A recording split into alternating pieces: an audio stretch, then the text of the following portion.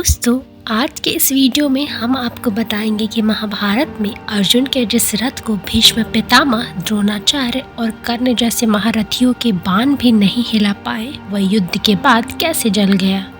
महाभारत के पूरे युद्ध के दौरान अर्जुन का रथ ऐसा था जिसे बड़े बड़े महारथी भी कोई नुकसान नहीं पहुंचा पाए।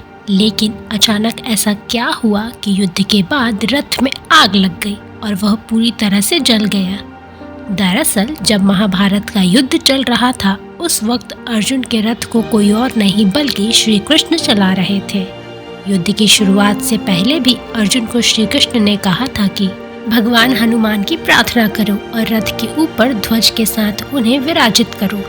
श्री कृष्ण की कही सारी बातें अर्जुन ने मानी और ऐसा ही किया। हनुमान जी के निशान वाला ध्वज लेकर अपने रथ के ऊपर लगाया।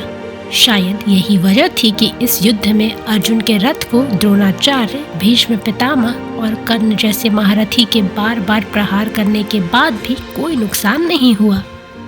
महाभारत के युद्ध में जैसे ही पांडवों की जीत हुई, अर्जुन और कृष्ण रथ से उतरे। इसके बाद रथ बर्बाद हो गया। जब अर्जुन ने श्री कृष्ण से पूछा कि हमारे उतरते ही आखिर रथ क्यों जल गया, तो श्री कृष्ण ने कहा था कि जब भीष्म पितामह, द्रोणाचार्य और कर्ण जैसे महारथी इस पर प्रहार कर रहे थे, उससे पहले ही ये खत्म हो चुका था। लेकिन उस पर हनुमान जी विराजित थे और श्री कृष्ण इसके सारथी थे, जिस कारण उनके संकल्प की वजह से ये रथ चल रहा था। जैसे ही इस रथ का काम पूरा हो गया और श्री कृष्ण ने इसका साथ छोड़ दिया, यह पूरी तरह से जल गया।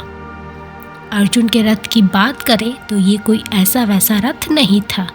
इसे भगवान श्री कृष्ण स्वयं चला रहे थे और शेष नाग ने पहियों को पकड़ रखा था, ताकि दिव्य शस्त्रों के प्रहार से वह बिल्कुल भी पीछे न खिसक पाए। अर्जुन के इस रथ की रक्षा श्री कृष्ण, हनुमान जी और शेष नाग ने मिलकर की थी। ऐसी और जानकारी के लिए देखते रहें achhaji.com।